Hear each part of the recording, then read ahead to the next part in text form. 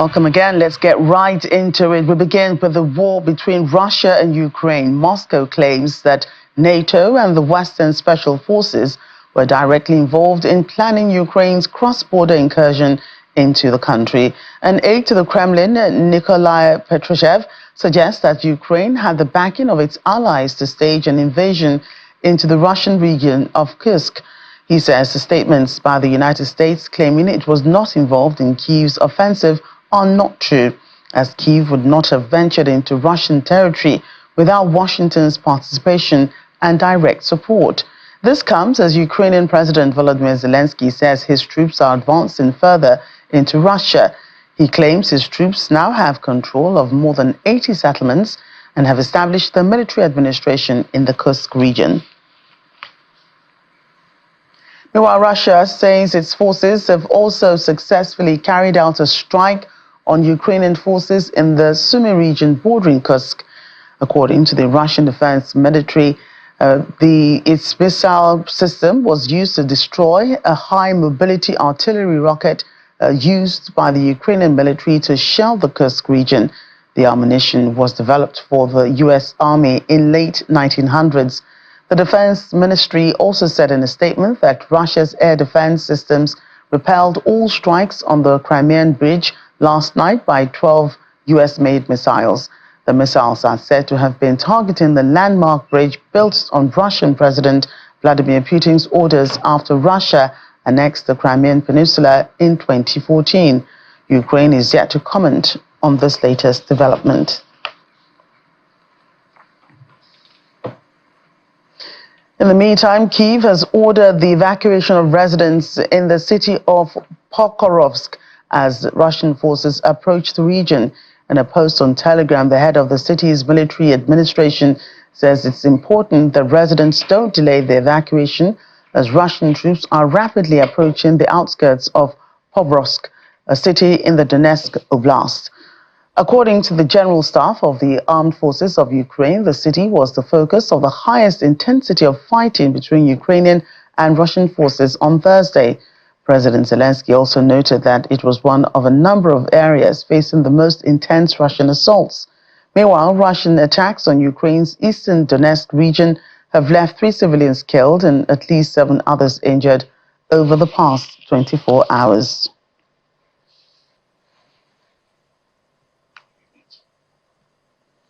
Let's bring in international affairs analyst Yinka Oyenije. He joins us from the United Kingdom. Thank you for joining us today. Thank you for having me. Right, it's been 11 days since Ukrainian forces launched a surprise offensive on Russian soil. First, let's get your thoughts on Ukraine's cross-border incursion. The war is now at a critical stage. What do you make of the dynamics of this offensive? Well, it's interesting, but I think that first, the rest of the world should be glad that it took this long for Ukraine to consider this action that it's taking at this time. Because for once, I mean, the president of Ukraine over the last few nights stated that Russia should be made to have a taste of exactly the violence that is occasioned on Ukraine. And it seems as though it's a masterstroke for Ukraine to attempt to divert attention, Russia's attention, away from further incursion into Ukraine, and instead having to defend Ukraine coming into Russian territories. So it's significant for the ongoing war. And I just consider it to be the beginning of the end, because all of a sudden it's not Ukraine just playing defensive against the military might of Russia. It's Russia also having to deliberate on how it wants to defend itself regarding its bordering territories with Ukraine. So it's a significant milestone, if you ask me. Russia is of the opinion that the Ukraine operation in Kursk were planned with NATO and West and, of course, the US. And just since yesterday, it was confirmed that British Challenger 2 tanks donated by the UK had been used by Ukraine. Do you think Russia's claims are valid? 2 or 3 things that I'd like to bring up there. So the first is, even while the war is going on, there's heightened propaganda with everybody trying to bring in more allies to join in the war. Let's not forget that this started as a result of the resolve by the Federation of Ukraine to join the NATO. And then, of course, Russia was of the opinion that if you join NATO, then you put our boundaries at risk, and we will not allow that. That's Putin's reason for the violence on Ukraine, if you like, even though I don't believe that's the only reason, because this has been going on since 2014, since annexing Crimea. However, as it is as of this moment, and I said it before on this show, I said that Ukraine wouldn't have to officially become a member of NATO before it enjoys benefits of membership. And that's what we can see, because the only thing left to be done now is Ukraine itself, or NATO itself, admitting Ukraine into the body. That's the only thing left undone. However, all the benefits that the state can enjoy as a member of NATO, Ukraine is enjoying that at this moment. Now, that said, the first question to ask is this: what will Russia stand to benefit from pointing fingers at NATO as an organization and the United States? All Russia wants to do is for this to escalate into full-blown war. That's the interest of Russia, and it is simply looking for the attention of Turkey and China. Those are the two countries that Russia is waiting for to join in its fight against Ukraine. Ukraine, on the other hand, has always enjoyed public, not only tacit support, but public patent support from the United States, from the United Kingdom, France, Germany, Poland, and a few other NATO countries in terms of aid, monies, weapons, even manpower training, capacity building. So whether the United States comes out publicly or not, they've supported Ukraine up till now. And of course, Ukraine still remains standing only because it's enjoyed all of this support from all of these countries. So whether this was planned in Washington, or it was planned in Munich or elsewhere, or in Paris, it still doesn't change the fact that the rest of the world will give Ukraine the support it needs, short of becoming a full-blown war, to try to defend itself against Russia. And it's another milestone. The next few months are critical. And I could tell you that if this is drawn out till November, then by November, something else will happen eventually. Yes, Ukraine enjoys the support of NATO countries, if not NATO itself, and it still would not be able to have withstood this war 3 years on if it weren't for the support of those countries. Right, and as you've just rightly mentioned, Ukraine is enjoying the support of its allies, and you've just said that it's enjoying benefits of being, with NATO, even though it's not officially a member. Russia also, on the other hand, has its own allies as well. You said Turkey there, and one other country, and other countries that support Russia. So many wonder why there are concerns about reports that Iran also plans to supply Russia with ballistic missiles. It's hardly surprising. Is the rest of the world split into two? Okay, United States, Israel, a friend of my friend is my friend, the enemy of my friend is my enemy. It's down to trade, it's down to power. So there will come a point where public statements would have to be made regarding that. Do we have third world war on our hands? Perhaps not yet, but it's a build-up to it.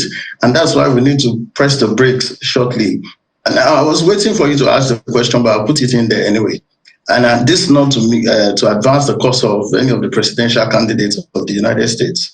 But the elections that we have had on the United Kingdom and the United States will weigh heavily on what happens with the Russia-Ukraine war. Now, at the point where Russia is, Putin wouldn't have expected that the war would be drawn out this long. He thought it was a quick smash grab scenario that it was going to be able to play, but that's not happening. So it's left for somebody to be able to speak sense to Putin and say, thus far you have come. Everybody's grabbing at whatever straws they can, waiting for the result of the election in the United States. United States elections would play a significant role in determining where we go with respect to the Russian-Ukraine war. And I think that is down to a Trump presidency who will be able to look China in the eye and also Russia and say, well, that's why you can go. Let's have to negotiate. What cities are we going to cede? And Trump is a capitalist to a certain extent. there will be negotiations for the withdrawal of Russia from Ukraine. Will Ukraine lose a couple of cities? I dare say so. It will. Will it become a full-blown member of NATO? I doubt it. I don't think that's going to happen. It will have to sit that for a short while before Russia eventually moves its men and tanks away from Ukraine. So what we are waiting for is a person that is going to mediate an end to this war. And of course, there was going to be a peace period. There's no doubt about that. The same thing happening in Israel. Everybody is waiting for an international leader who will be able to tell Israel that thus far you can go, okay? Let's negotiate the release of those kidnapped from the Israeli territory, and Israel may have to stop its bombardment of Palestine. Iran, on the other hand, would also try to assert its own military might. However, let's not forget that it suffered attacks of its own recently, including supposed accident that killed its former president. It's just got a new president who will have to build relationships with other international territories. So Iran can do all that grandstanding, but everybody is waiting for the results of the US elections. And by January next year, we'll know the next course that international polity and the power sharing would be. Right. So are you saying, because you've passionately said that, it's possible, probably be a Trump presidency that can, try and rein in all these, wars in the different continents. Are you saying that a Harris presidency may not be able to do that? So the problem is that for now, Biden, the Democratic Party, it's not pro-war, all right? For the Democrats, it's still United States as big brother. It's still United States looking out for the rest of the world. But would the Democrats at this point prosecute a full-blown war? They can't do it. And Trump has said consistently that the United States appears weakened at this time.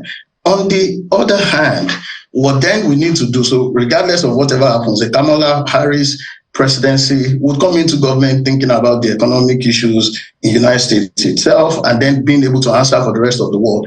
But a Trump presidency will come from the experience of having met with the North Korean president before, having met with Russia before, he's got this vast experience.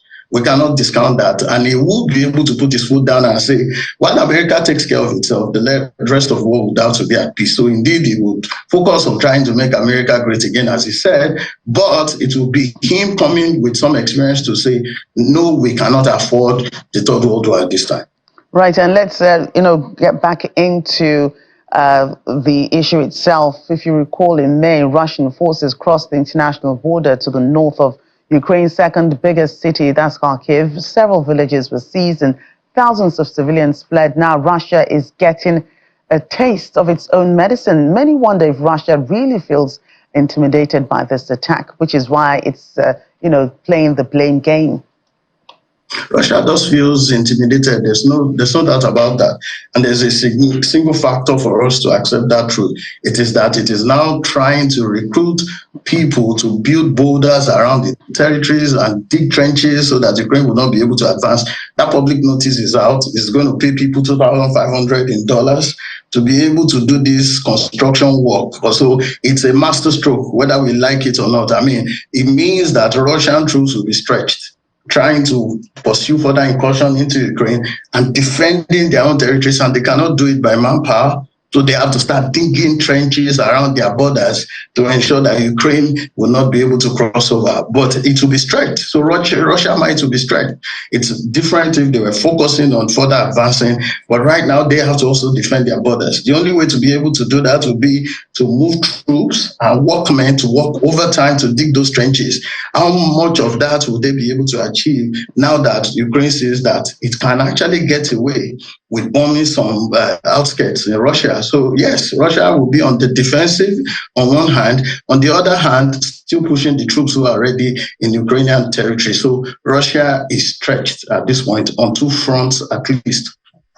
Right. International affairs analyst Yinka Oyeniji, thank you for your time today. Thank you for having me. Well, Ukraine says its forces are continuing their advance into Russia's Kursk region 11 days after launching their surprise counterattack, and they are doing that with the alleged use of German-supplied weapons within Russia and, of course, from other allies. Joining us with more is DW correspondent Chiponda Chimbelu in Berlin. Chiponda, how has the German government responded to Ukraine's potential use of German-supplied weapons in Russia?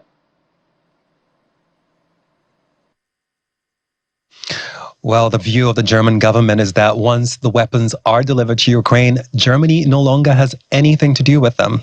And the Ukrainian government alone is responsible for how they are used.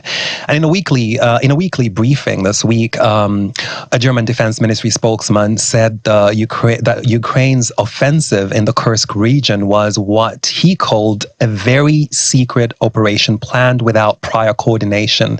So that suggests that the operation was carried out without Berlin being informed. And from that briefing, what was emphasized is that the only thing the German government is concerned about is that Kyiv remains in compliance with international law. Even with Germany disassociating itself with the use of the weapons, does the country face any legal implications? Well, Ukraine has received German-made battle tanks, infantry fighting vehicles, and rocket launchers. And whether any of them have been used by Ukraine in its offensive into Russia remains to be confirmed by the German government. But the Russian media has circulated images that appear to be showing German-supplied Marder armored vehicles in the Kursk region. And German politicians say that as long as Ukraine does not violate international humanitarian law by attacking civilian targets or abusing prisoners of war, there shouldn't be a problem with Ukraine's military operation in Russia. And they point to Article 52 of the UN Charter. Now, that refers to the inherent right of collective self-defense of every state. The politicians imply that the use of German-supplied military equipment when Ukraine is defending itself and not attacking civilians does not make Germany an active participant in the Russia-Ukraine war. And what do Germans think of their government support of Ukraine? Well, last month, more than a third of Germans, so 36%, said that arms deliveries to Ukraine had gone too far. Now, that is according to the Deutschland Trend survey, which is a leading survey by the public broadcaster ARD. And in the eastern part of Germany, half of the people are against German involvement in Ukraine's self-defense against Russia. And that is something that could prove to be an issue for the ruling coalition in the upcoming regional elections in Saxony, Thuringia, and Brandenburg. In all of these eastern German states, the far-right Alternative for Germany and the populist Sarah Wagenknecht alliance have high approval ratings, and both the two parties oppose arms deliveries to Ukraine, and they also want to improve relations with Russia. So these regional elections are seen as a big popularity test ahead of the general elections for the national parliament in September of next year. Chiponda, thank you for that. Well, away from the front lines now, the UAE Ministry of Industry and Advanced Technology have said it has on Friday joined its BRICS counterparts in signing a declaration to launch a Center for Industrial Competences in cooperation with the United Nations Industrial Development Organization to support the development of industrial skills and capabilities. The declaration was made at the 8th BRICS Industry Ministers meeting, bringing industry, trade and technology ministers together from the UAE, Russia, Brazil, China, Egypt, Ethiopia, India, Iran and South Africa. The meeting, chaired by Russia, takes place under the theme of strengthening multilateralism for equitable global development and security. The center will promote partnerships within the framework of the new industrial revolution to identify interests, challenges and opportunities in the rapidly evolving industrial landscape. In addition, the center aims to enable industry and the develop industrial skills of its members.